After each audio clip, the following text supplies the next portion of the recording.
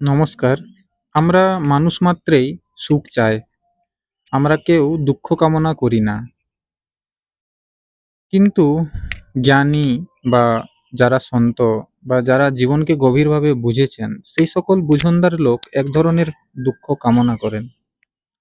কি সেই দুঃখ জানেন? তাদের দৃষ্টিতে ৩ ধরনের দুঃখ রয়েছে। অধিদৈবিক, অধিভৌতিক এবং আধ্যাত্মিক। অধিভৌতিক অর্থাৎ যে দুঃখগুলির কারণ আমরা মোটামুটি জানি, কোনো ব্যক্তির কাছ থেকে, কোনো বস্তুর কাছ থেকে, কোনো পশুর কাছ থেকে যে সকল দুঃখগুলো আমরা পাই, কোনো কিছুর আকাঙ্ক্ষা করে না পাওয়ার জন্য যে দুঃখ, এগুলোও অধিভৌতিক দুঃখের মধ্যেই আসে। অধিদৈবিক দুঃখ হলো যেগুলোর কারণ আমরা জানি না, যেগুলো আমাদের জীবনে সংযোগের ফলে আকস্মাৎ ঘটে থাকে, যে কোনো প্রাকৃতিক দুর্ঘটনা বা যে কোনো ধরনের দুর্ঘটনা যেগুলো আকস্মিক আসে, এগুলো হলো অধিদৈবিক দুঃখ। এগুলোর কারণ আমরা আগে থেকে জানি না। আরেকটা দুঃখ হলো আধ্যাত্মিক দুঃখ। আধ্যাত্মিক দুঃখ অর্থাৎ এই জীবন কি, কেন, কেনই বা জন্মেছি, কেনই বা মারা যাব, কেন এত দুঃখ, কি এই জগৎ, কি এই জীবন, এটাও একটা দুঃখ।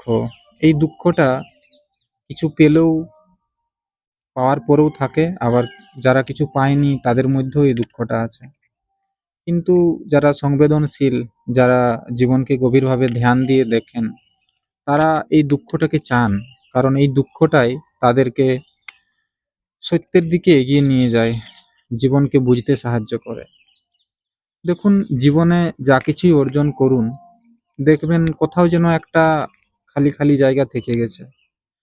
যে জিনিসটার জন্যে প্রচণ্ড আকাঙ্ক্ষা করেছিলেন এবং বহু কষ্ট করে সেটা পেয়েছেন, সেটা পেয়ে গেলেন, কিন্তু পাওয়ার পরেও তৃপ্তি আর গেল না, একটা অতৃপ্তি থেকেই গেল।